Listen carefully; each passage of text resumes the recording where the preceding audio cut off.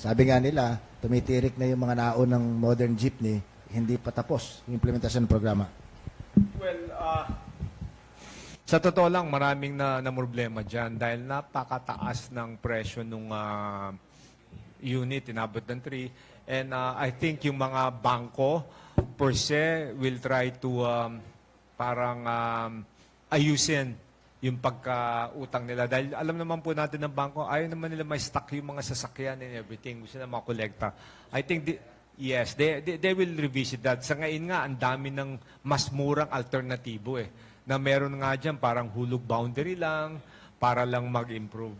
But basically, yung ganyan, siguro right after the crisis, really have to review what transpired doon sa programang yan Dahil ngayon, kahit yung mga transport sector, yung mga operators, yung mga drivers, silang pupunta sa opisina ko, tumatawag, at talagang nahihirapan at masyadong mataas talaga. And tama ang sabi mo, yung iba hindi na gumagana So, kailangan talaga ma-review.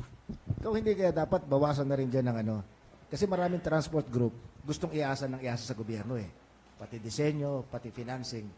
Kaya nga nag-old deregulation law Nakita na hindi masinop humawak ng pera ng iba ang gobyerno. Baka mas maganda i-privatize natin ito kasi it's normal sa tao na pag pera mong nakataya, mas maingat ka. Well, right now, alam ko nasa pipeline na yan part of the equation yan to review everything. But that's a very good suggestion. Siguro lahat po niyan, in fact, sinabihan ko na nga na dapat they'll start reviewing it. Hindi yung pagtapos ng crisis, tsaka tayo mag-review ulit, back to square one. Dapat ngayon pa lang nagkakaroon na kagad ng alternative.